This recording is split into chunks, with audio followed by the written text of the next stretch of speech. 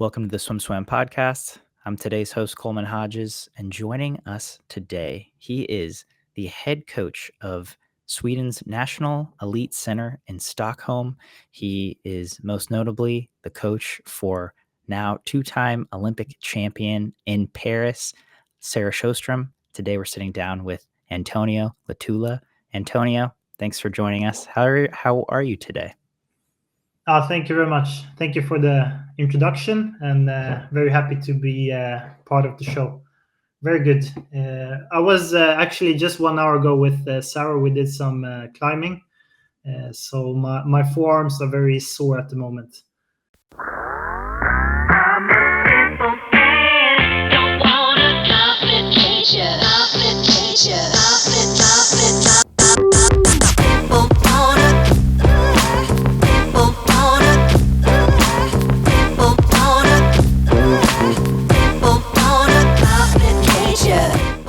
This episode of the Swim Swam podcast is sponsored by Commit Swimming, Swim Swam's exclusive team management software partner. Since 2015, Commit has been providing coaches with swimming's leading workout management software.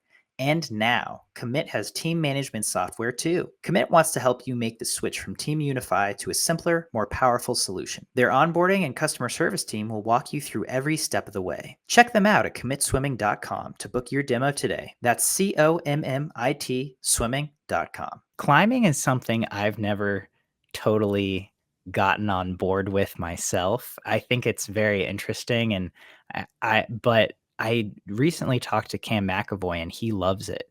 And I didn't realize, I just talked to Sarah more recently. I didn't realize she enjoyed climbing too. But what do you get out of it, especially in a time like this when you can maybe take a step back from swimming and the intense training?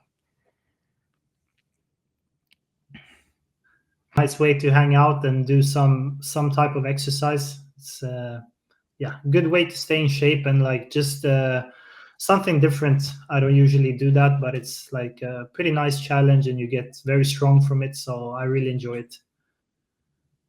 Yeah. Have you been doing that for long? No, this was for me was just like my third or fourth time, I think. But Sarah did that quite a lot after the Rio Olympics in the fall. She trained a bit less after that, and then she incorporated some like alternative types of training. And climbing was one of those things she did like a couple of times per week.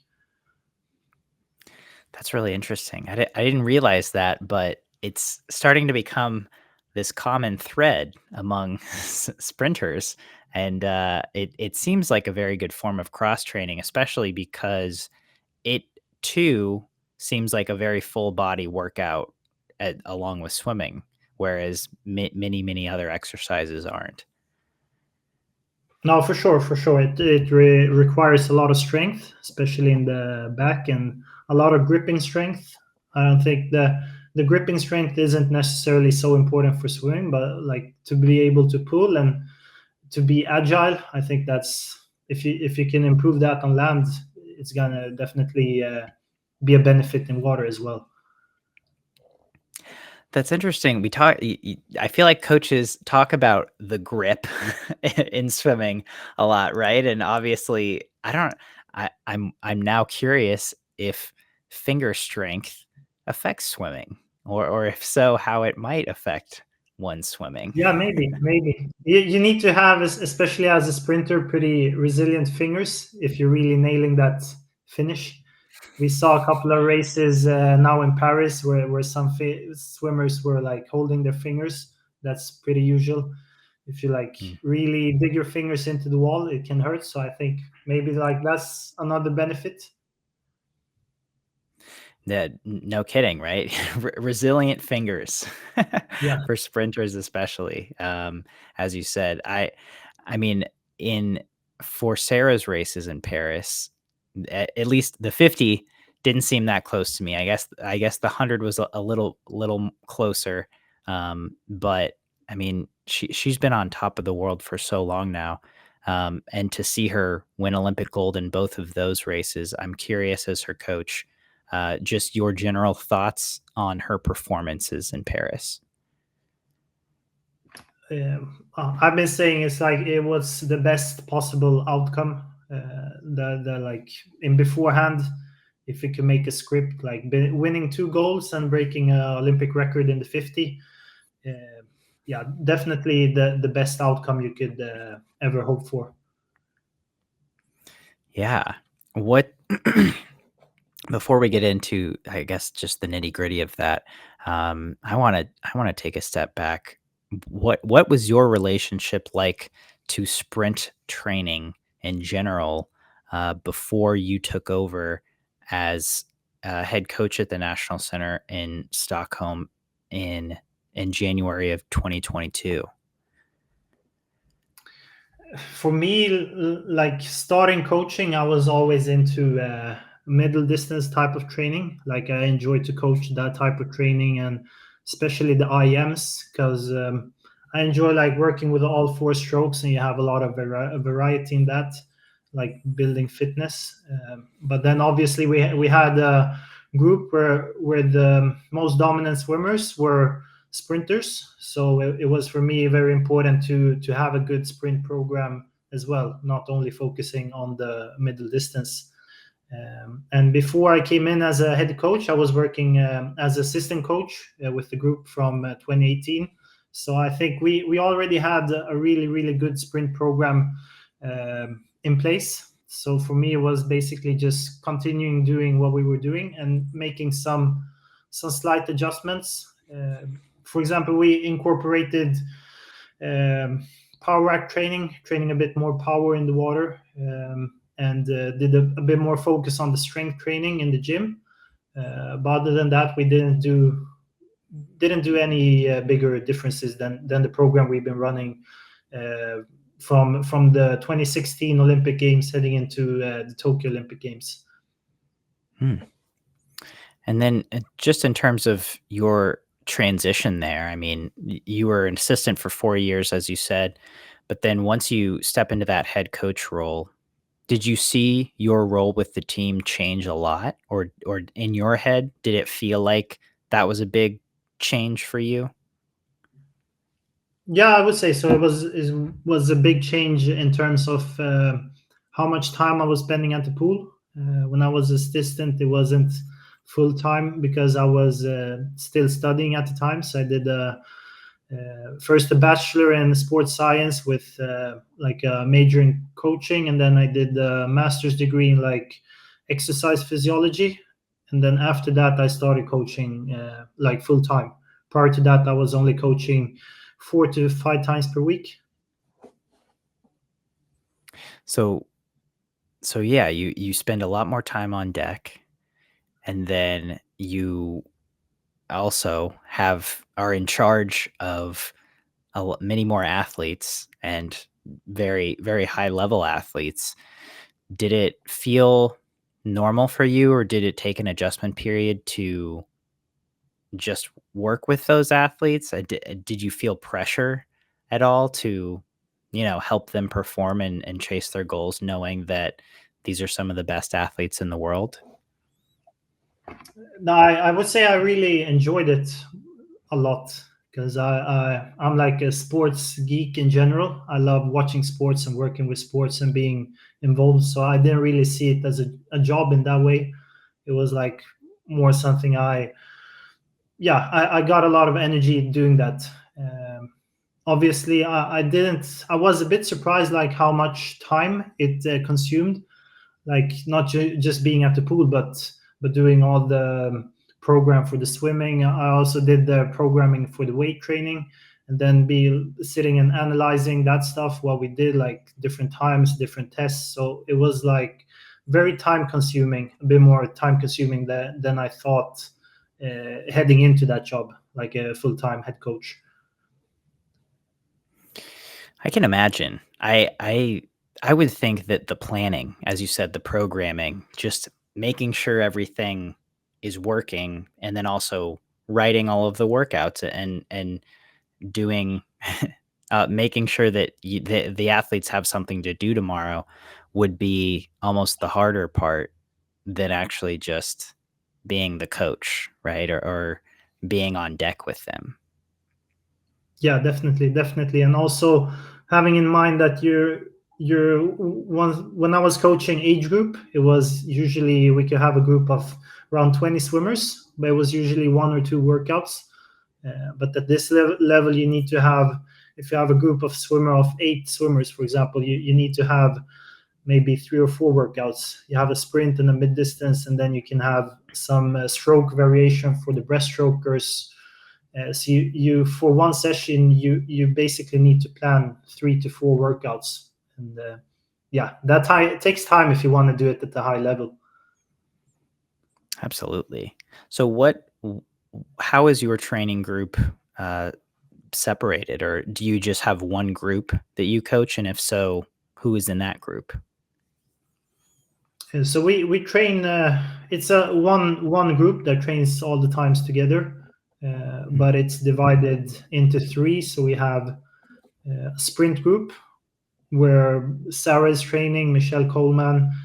We had a couple of older boys train with them as well, and then we have a group that we call stroke, and it's basically the guys swimming 100 breast, 100 fly. So they do a bit more technical work, a bit different from the sprinters. Typically, they do more higher volume, and they do some more like high intense fitness training.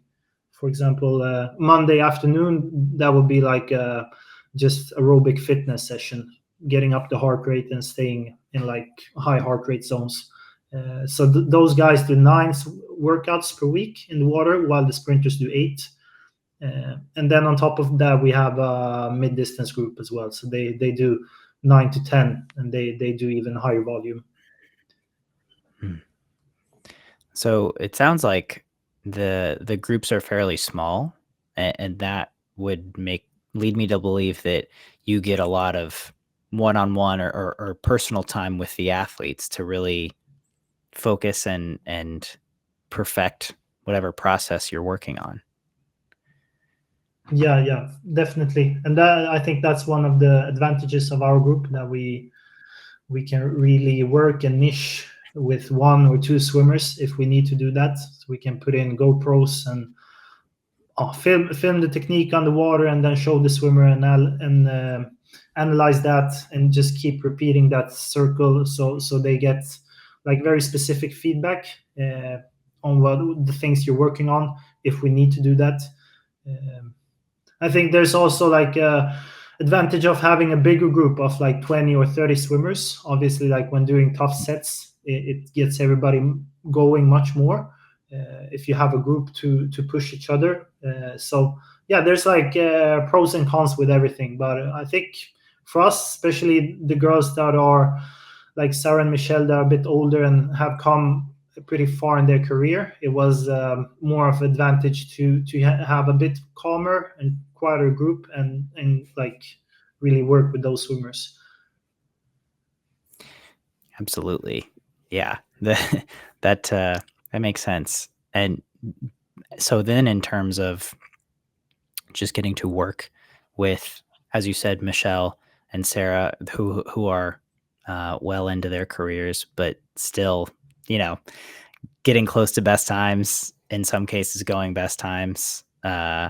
What struck you about working with those athletes? I mean, as you said, you had coached age group, you had been an assistant coach, but then when tasked to, lead them and be in charge of them, were there any surprises for you in the beginning of just the way they were able to train or carry themselves, and the way they reacted to your training? I guess I'm not sure if your style of coaching was vastly different than the last head coaches or not. I was very impressed, not like when I started as a head coach, but when I came into the group, of the level of professionalism. It's not just about being able to do a good workout when you're at the pool, but it's like the whole lifestyle that you need to take care of and manage. Like a lot of things that you need to sometimes decide and like prioritize. You can't be going on trips with your family or friends. You need to really prioritize the swimming, especially Olympic year. For example, this year we had 1 week off after short course Europeans in December, and we went to a 4-week training camp in South Africa over Christmas and New Year's, and that's one thing that it's like a tough decision not spending Christmas and New Year's with your family, but that's like a priority you do in order to be able to perform at a high level at the Olympics. Like some of those things, and then especially with Sarah, I was very impressed with the level of training, like on a consistent day-to-day basis. Obviously, her top level is very high. She's the world record holder in the 50 fly, 53, 100 freestyle. But I can honestly say I never seen a swimmer practice on that high level of her performance on like key sets. So, for example, if we do 50s in practice, she can be within 1 second or even like 0.8 of a second from her personal best. And her personal best happens to be the world record, but it's not many swimmers that I've seen that can like from their level be so close to their personal best times, like on a day-to-day basis in practice. I think that's great to hear from a fan's perspective, because from the outside, we see how amazing Sarah is in competition and how insanely consistent she is, right? Especially in that 50 freestyle, just going 23 over and over and over every time she gets in the water. And it is good to hear that, but also kind of crazy to hear that she's that consistent in workouts as well. But if you connect the dots, it makes sense that she would train the way she races. Yeah, no, definitely. And I'm a huge fan of Bob Bowman, and I had the opportunity to talk to him now in Paris. And when I was younger, I listened to a lot of his lectures, and one of the things he said was like, in order to perform at the Olympic Games, it's not about like performing on that day. It's a 4-year or sometimes like 8-year preparation that you need to put in the work like every single day. That's really when the work happens, and also like being able to perform at that stage when you got, obviously it gives a lot of energy when it's like 15,000 people in the stands and cheering for you, but it can also like the pressure can get the better of you. So sometimes you need to think like, if you want to do a certain time in that type of environment, you have to have done that, repeated that process many times in a like much safer or like calmer environment in practice, for example, and being like robust in your performance. If you have done a certain swim like 10 times before, then it should go like per automatic when you do it in a environment like the Olympics. Is there any way that you have tested or found that works to try to replicate a high pressure situation during a workout? We haven't done too much of that, to be honest, like putting the swimmers in tough situations. But I know Sarah has been telling me like when she was training with James Gibson at ISL, and they did a lot of preparations in Turkey where they had energy standard training group that James would sometimes they could do like a key workout, and then in the end James would just like after the cool down say, okay, you got 10 minutes to suit up and you're going your main race.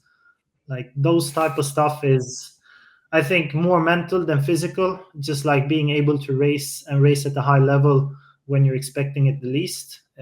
That's super tough, but I also think it builds like toughness and resilience, like mainly to yourself. If you can show that, okay, you can swim a fast time when you're not like really prepared or expecting it, then you're much better prepared to doing it at the tough environment like the Olympics.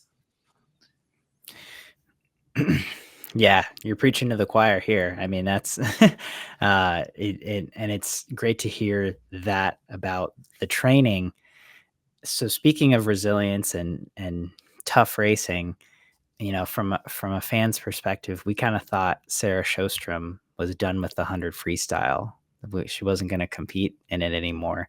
And then she not only enters it at the Olympics, she ends up winning a gold medal. We hear that she had a dream about it, as she saw herself doing this, which is a very cool aspect of the story. But then when I got to speak with her, she was like, I think maybe all the way up to February, and correct me if I'm wrong, but this was, going to be the plan of her preparing to compete in the 100 freestyle. As her coach for the last few years, what were your thoughts on Sarah just competing in the 100 freestyle and preparing to compete in it in Paris? It was already heading into the World Champs in Doha. We were discussing the opportunity of swimming 100 free in Doha, and like at the World Champs, it's a bit different. The 50 and the 50s, she still had 2 individual events, but it was already a discussion heading into World Champs. We ended up not doing it there, and then like during the spring, we were discussing back and forth.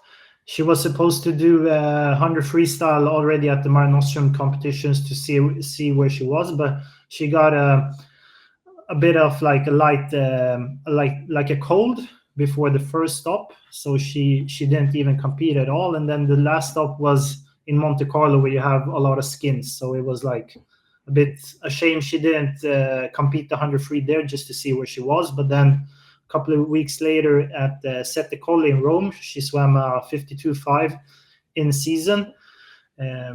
And I think that was definitely something that showed to her and to me that she's like, with a full taper, she can swim a really fast 100.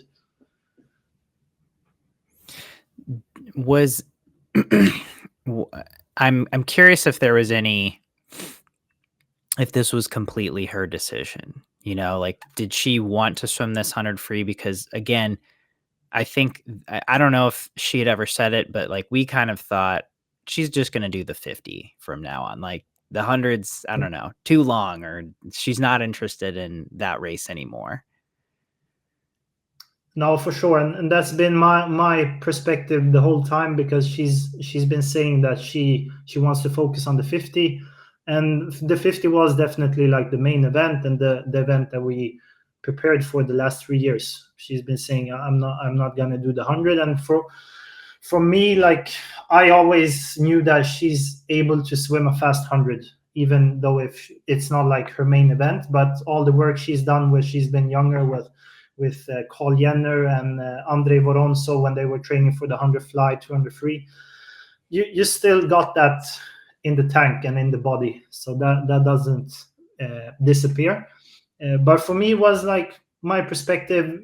I wanted to be respectful of that. It's like her choice, and for me, I was thinking, she's gonna turn 31. If this is her 5th Olympics, if she doesn't want to do a race, like, that's fine with me. So I let her. I wasn't too pushy about swimming the 100 individually, but we knew that she was going to swim it in the relays, so we still had to do some type of preparation for it, even though it wasn't the main focus. And then we had a couple of the younger swimmers. We had our trials back in April this year, and I felt that the guys that were training for the 100, they were pretty well prepared, but they weren't really able to perform at that level that we were expecting for them. So we had a big meeting with the coaches after the Olympic trials in April, and we're discussing like what we can change. And one of the things we adjusted was like the anaerobic training, doing a slight adjustment in the key sets for the 100. And then already in May, I had one boy that did like 51.4 in April, and then 6 weeks later he did a 50.6. And the girl, she did like 58.8 in the 100 fly and ended up doing 58.0 just like 8 weeks later. So that type of adjustment was something that we also incorporated in Sarah's training, because it had proven to give like really good results for the 100. So what we typically do is do 2 workouts per week that are targeted to the 50, and the third one is more like 100 type of training. But it's also like not only physiological 100 training, it's also working on the efficiency and the technique in that type of pace training. So yeah, I think that was like one aspect that higher the bar on Sarah's 100 freestyle performance for sure. It's fascinating to hear about the nitty gritty of this, because this was such an exciting storyline to follow in the media and to follow as we got closer and closer to Paris, and then to see her actually compete in the 100 freestyle was such a treat for I think everyone, especially to have her at full health right after the Tokyo Olympics, where she was healthy but just coming back from that elbow injury. Yeah. In that 100 free final, how nervous were you as a coach? What were your thoughts heading into that? It's like it was my first Olympics, and when you have a swimmer that you coach in a final, obviously there's going to be some type of tension. But like it was a so stacked field in the 100 free, like you can literally have anybody win it. So yeah, I was, for me it's a lot of when I get into the stands, that's when I get nervous, because then it's like, okay, now it's for real. So I always try to delay and sit in the the warm-up zone where we have our little space. I try to sit there like for as long time as possible, even after the swimmers have gone out.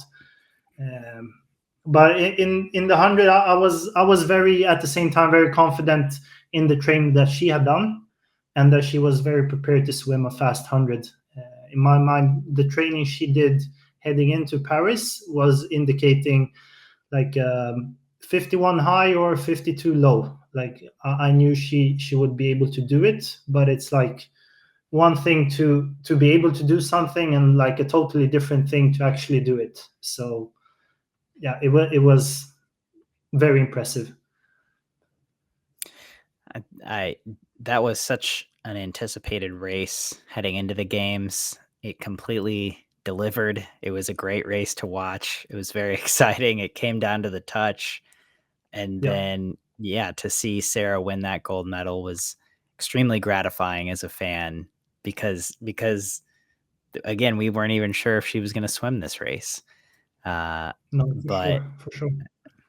yeah.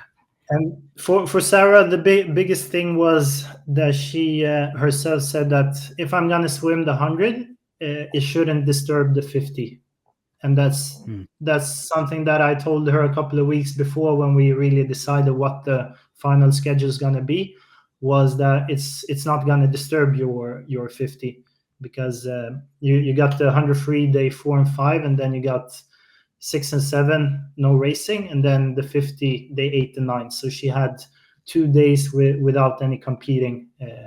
So I think that like recovery period was definitely enough for her. And we also did, like, usually she needs a 10-day taper before a big international meet, but we backed that 10-day taper out from the 50 free, the 100 free. So it was like 10 days before the 100 free started. That's when we started tapering, because the relay, the first 4x1 relay, that was the day one. So that was like 7 days into her taper, and we're hoping for a bit faster on the lead off for her, and that was something that was like a bit for me and for her. We're thinking, okay, maybe we should have gone faster in the 100 that day, but I reminded her of that the taper is still like 3 days more to go when you're gonna be in like your peak shape. So yeah, that was something like good for her to have in the back of the mind. Okay, I still got 3 days more taper after the first relay, so there's still some level and some time to be. You can go faster just by taking 3 easy days. Yeah. Was she 52.5 leading off the relay? 52.7? Yeah, 52.5. I think the Australian girl was 52.3, and Chinese girl 52.4, and Sarah just Okay. 52.5. Yeah. Okay. Yeah. So, and then obviously she got faster a few days later. She won gold in 52.1. Taper worked. Yeah, I guess the taper worked, and yeah, it's a lot of factors. For example, before the 100 free final, I never seen her so focused, like mentally locked in order to perform something. So that was very impressive. And in the relay, we were elaborating a bit on what breathing pattern she's going to use. Obviously, her fastest swimming is when she doesn't breathe at all, but you can't go 100 without breathing. So uh, usually she does a first breath at 20 meters. So she goes no breath first 20, and then no breath last 15 or 16 meters. And then we did a little bit of tweaking. So I wanted her to go no breath and take the first breathing on the 7th stroke, and then breathe every 2 heading into the turn. Same thing back, and then no breath last 15. But she felt like going from no breath to breathing 2 was a bit forced, and it didn't feel so natural. So we try to work on that heading into the individual 100 free. And in the heats and in the semifinals, Sarah went, instead of not breathing the first 7 strokes, she didn't breathe the first 9, and then she went straight in the breathing every second. So into the final, we try to go nail breathing on the 7th, and then go 2 cycles of breathing 4, so you can still get that upper body drive. And then after doing 2 of those 4 cycles, you go breathing every 2. And that was like one of the things that we hadn't been working on that during the spring or any competitions, because she was always saying, oh, I know how to swim the 100 free, and the 50 free is the main event, so like don't bother with me with the race strategy for the 100. And I was like, okay, that's fine. But for the 100, I think she also felt that she can swim a fast race, so she wanted, like, how can I do it in the optimal way? And then in the final, I think she really executed that race to perfection. Like the key points we set up, she really nailed them. It's so, the swim nerd in me is so satisfied hearing all this, and just those little details, right? When she's breathing, how often she's breathing, what portions of the race she's breathing, she's breathing this often. It's so satisfying to hear. I'm curious if you all in the past, maybe moving forward, if you've looked at her world record swim, and if you take anything from that, or if you try to implement what she did in that swim into the 100 freestyles this year in training at all. Specifically the 100 freestyles, I've seen that race a couple of times, and that's the lead off leg at the world champs in Budapest when she did 51.7. But we haven't together looked at that race too much, to be honest. It's more I've been looking at that race with some of the younger swimmers I coach, and like try to have them mimic the type of freestyle she's swimming. But with Sarah specifically, I can't say we've been looking too much on that. That world record is, as you said, it was from Budapest in 2017. So at this point, it's 7 years old. Do you think it's going to get broken anytime soon? Obviously, it's a really fast time. So if you want to break it, you're gonna really need to work hard for it and really execute your race really well. But I think like all records are made to be broken, and it's like inspiration for coming generations to have something to strive and work for. So definitely, I think, like, I don't know if it's going to be sometime soon, but hopefully one day it gets broken. It's amazing to me, I guess, on the men's side and women's side, how close so many have gotten to those 50 and 100 freestyle world records. But how, obviously Sarah has the 50 freestyle on lock. But again, her 100 world record is 7 years old, and Emma McKeon got really close. Molly has come very close. Even Siobhan Howie. I might be missing one or two, but there have been women who have gotten 51 high 51s or very low 52s, but doesn't still a few tenths off of that. And on the men's side in the 50 free, so many people have gotten so close to that 20.91, but not quite, right? They've got 21 low, 20 high. So it's interesting that some of those sprint world records have survived as long as they have, but that world record in particular, that 51.7, it seems like swimmers are close, but I'm not sure that it'll get broken anytime soon. I'm not confident in anyone No, yeah, getting down quite that low. It's tough to swim 100 free sub 52 seconds long course, definitely. So I guess we'll just have to wait and see. I think the way Sarah's big strength is the free swimming, especially like the back portions of the race, both in the 50 and the 100. But I think like watching the Olympics now, you have Gretchen Walsh and Tori Husk. These guys have amazing starts and underwater. So that's definitely something that they can have advantage comparing those times. And then like if you have that start and the time to 15 can be probably a bit ahead of what Sarah did when she broke the world records. Just think for those swimmers improving the free swimming eventually, I don't think it's impossible that they get there. We'll see. We'll see if the bathtub swimmers can get it done. But yeah. But speaking of world records, Coleman, I think like the men's 200 freestyle, the 142 flat from Paul Biederman, and the 800 free, that's like also I think those are the records that are gonna stand a long time in the record books, as well as the 200 fly for women. Like those three are, it's nobody that's been even close to them.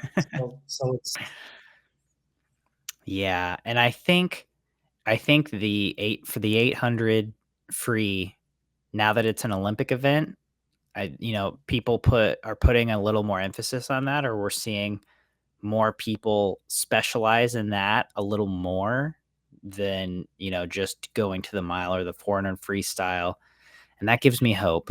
And the men's 200 freestyle is getting faster slowly, right? We're slowly inching. That gives me hope. And Summer McIntosh was 2030.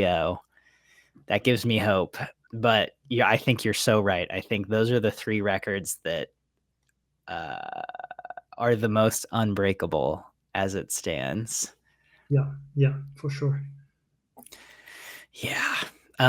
So you said something I want to go back to. Sarah's back half of her race is very strong, right? And we saw that in the 100. It's insane to me that we see it in the 50. It kind of blows my mind that in a race that short, she has such a pronounced back half, and the last 20 meters of that race for her is always so strong and so dominant every time she swims it. In Paris specifically, I think we saw it on full display. After her winning the 100, it seemed kind of like a foregone conclusion.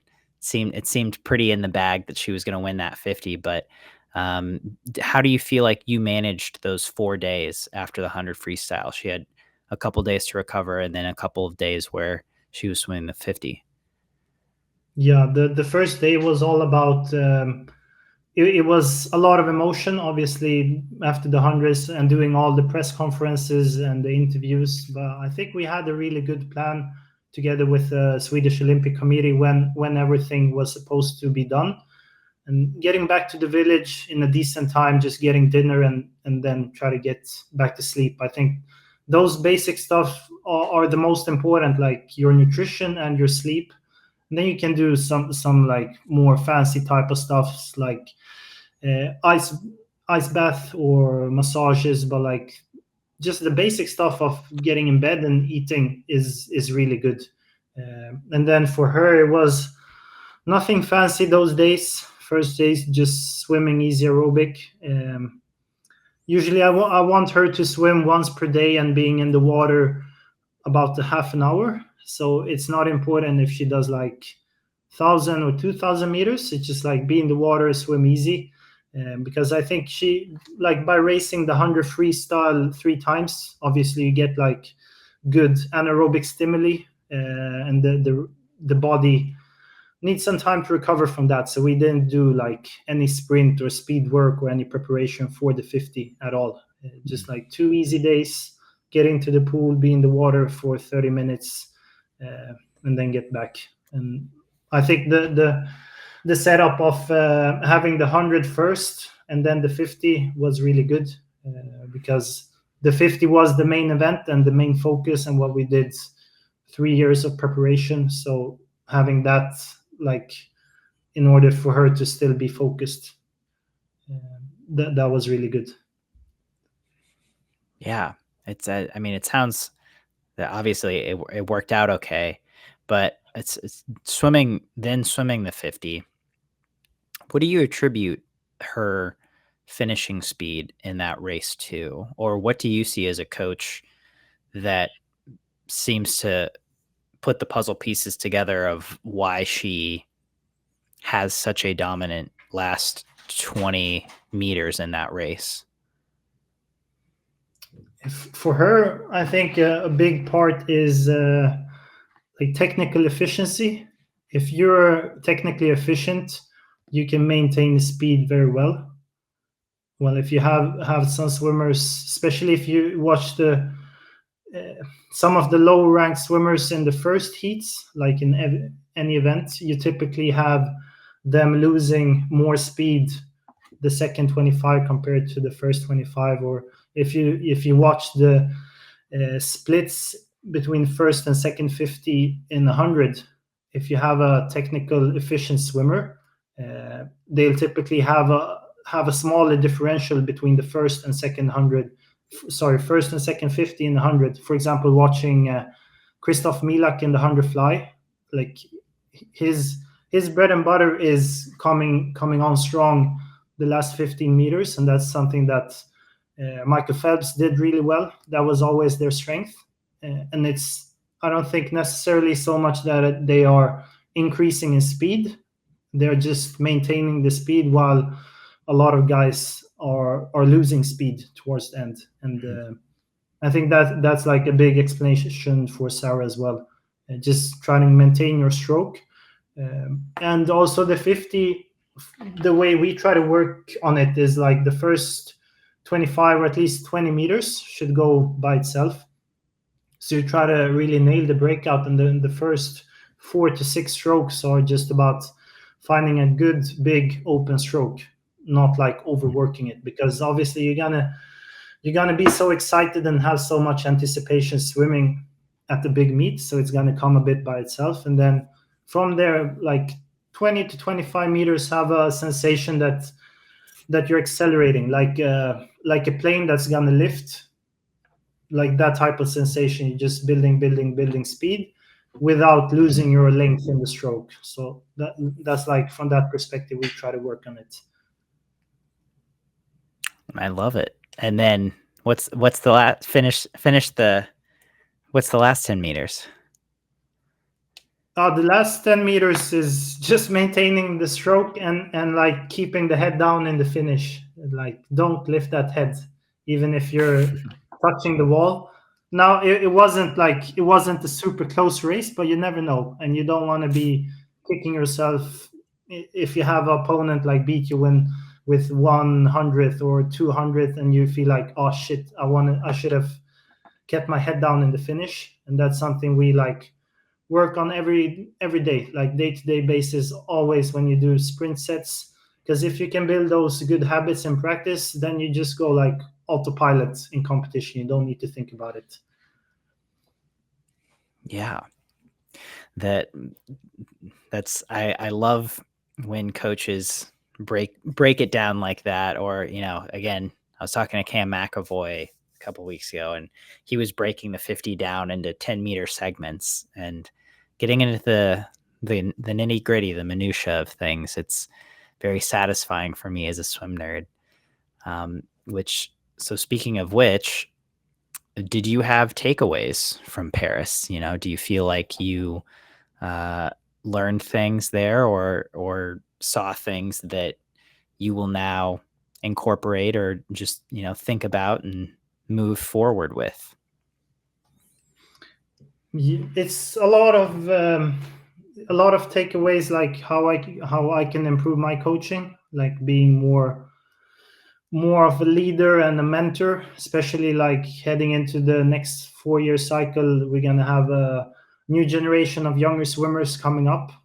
I think that's, for me, going to be more important to be that leader in terms of like showing them the right way and how to balance their life, more than like being too detailed about what exact set we're going to do. I think that's going to be like the most important thing. And I spent a lot of time with Canadian coaches, for example, Dave Johnson, that's coaching Ingrid Wilm, and Greg Arcust coaching Marie-Sophie Harvey and some of the other Canadian swimmers. Just spending a lot of time with them because they have so much experience, and like, gaining knowledge from them. And that's something that they talk about, like leadership. And Greg and I had a very interesting discussion about like Marchand, the night he swam the double 200 fly, 200 breast. Like the emotional control he showed after the 200 fly. It was like so tight race, but he managed to get his hands on the wall first. And he just won like Olympic gold medal, and he's celebrating for like 10 seconds. And then he's like going back to being a professional athlete, heading out fast and getting his recovery to be able to perform again in the 200. And that was something like that Greg pointed out to me that I didn't think about too much myself. I didn't have the opportunity to see that race. Just stuff like that. So it's very valuable for me to have those like older, more experienced coaches around me, and I'm super thankful that they're like willing to share and guide me as well. So that's great. I've gotten to spend time on deck with Greg and David at different points and at different competitions, and shout out to both of them. They're both great guys and both great to talk to. So I love that you brought them up, and I think that's a great note to wrap up on. Antonio, I appreciate you taking the time to sit down and dissect your summer and year and last couple years with us. Any parting thoughts for our audience, or anything we missed before we sign off today? I don't think so. I just want to thank you for having me in your show, and it's been an honor, and I'm very thankful for that. And hopefully we have the opportunity to meet sometime in person as well, and discuss the swimming nerd type of stuff.